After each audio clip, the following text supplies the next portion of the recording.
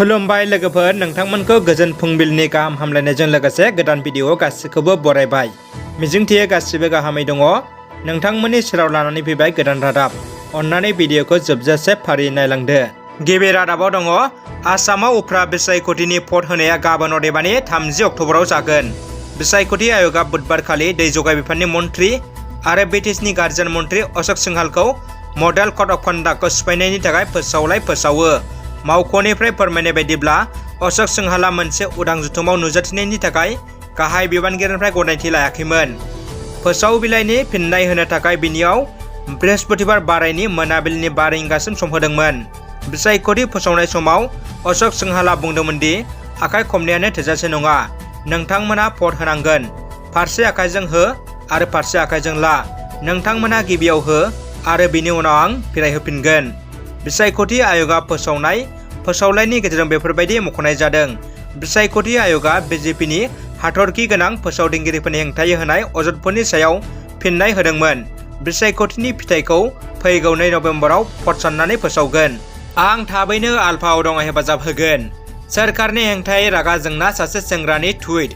कर'ना महामारिनि थाखाय लकडाउन आरो बिनि सायाव सोरखारनि बेसेन बांहोनायनि थाखाय रांखान्थियारियै लोरबां जानाय सासे सेंग्राया समाजारि बिजोंनि गेजेरजों उदाङै बाथ्रा बुंनाय।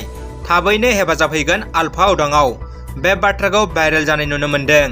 समाज बिजोङाव बेबायदि लिरनाय सेंग्राया जादों मानास बरग'हाइ। समाज बिजोङाव गावनि एकाउन्टजों लिरनाय बायदिब्ला बिथाङा थाबैनो आलफा उदांआव हाबगोन। बिजेपि सोरखारा जोंनि असमियाफोरखौल' थगायबोबाय थादों। थांलाय फैलाय जानाय गासै लामाखौ बन्द खालामना होदों। बेजों लोगोसेनो समाज बिजोङाव सेंग्रानि मोनसे अडिअ'आबो भाइरेल जादों। जाय अडिअ'आव मानास बरग'हाइ मुंनि सेंग्राया गावनि रांखान्थि जेंनानि बागै फोरमायदों दि दा ओरैबायदि थासारि जानानै फैदों दि थांखांनाय समफोरखौ गिदिंना नायनो गियो। गावखौ फोजोबना लानोबो गोहो गैया। सोरखारनि फारसेनिफ्रायबो दिनैसिम जेबो हेफाजाब होआसै। उल्थायै सोरखारा गासैयावबो बेसेन बांहोदों। रायजोआव पेट्रल डिजेलनि बेसेना बांनायनि उनाव गारि भारानि बेसेन बांनायखौ नुनो मोन्दों। बेबायदि समाव रायजोआव बासनि भाराखौ बांहोनायनि जिंगा सिफुनाय समावनो आसामनि हान्था मेला बिफाननि मन्थ्रि चन्द्रम'हन पाटवारनि गोख्रों बिबुंथि। रायजोआव बासनि भाराखौ बांहोनो हानाय नङा। जुदि बासनि भाराखौ बांहोगोन अब्ला बासनि पारमिट आरो ड्राइभारनि लाइसेन्सखौ बन्द खालामना होनाय जागोन होनना गोख्रों रावजों हुमखि होदों। दानिया फैदो गुबुन मोनसे खौराङाव। दरसे हादरा रांखान्थियारि आंखालजों भुगिनानै हालाय-हाफाय जानांदों। राहा गोथे जानानै बिबायारि जानांदों। गोबां हादरनाव मागिनांदों। औ, थारैनो पाकिस्तान हादरा बे समाव रांखान्थियारि जुरुला जानानै गोबां हादरफोरनाव हादर सालायनो बिबायनांदों। पाकिस्ताननि गाहाय मन्थ्रि इमरान खानआ मुलुगनि गोबां हादरफोरनाव अनसुंथाइ बिदों। सौदि आरबआ आवगायबोदों पाकिस्तान हादरखौ मिलियन रांनि हेफाजाब होनो। दा बे खौराङा मुलुगनाङै गोसारदों, जेराव पाकिस्तानखौ बिबायारि हादर बुंनाय जादों। गुबुन फारसेजों पाकिस्तान हादरा बिबायदोंबाबो उदखारि आखुखौ एंगाराखै। गावसोरनि थिफुदला आखुखौ मुलुगनो दिन्थिदों। भारत आरो पाकिस्ताननि क्रिकेट दावहायाव देरहानाय उनावनो भारतखौ गोबां बिबुंथिनि हामलाजों अपमान खालामनायखौ जों नुनो मोन्दों। 21थि जोहोलाव बालिराम बर' गल्ड काप जोलुर चेम्पियनशिपआ जागायबाय।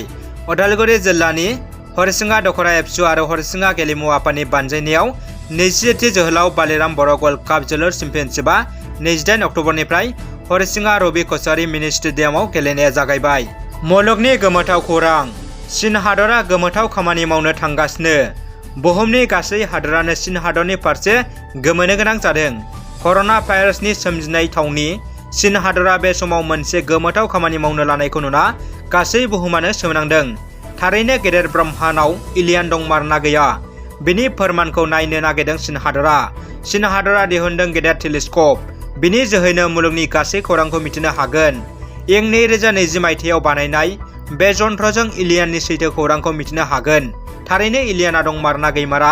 बिनि सायाव चीन हादरा थाबैनो फोरमान खालामगोन। दानिया फैदो जोबथा खौराङाव।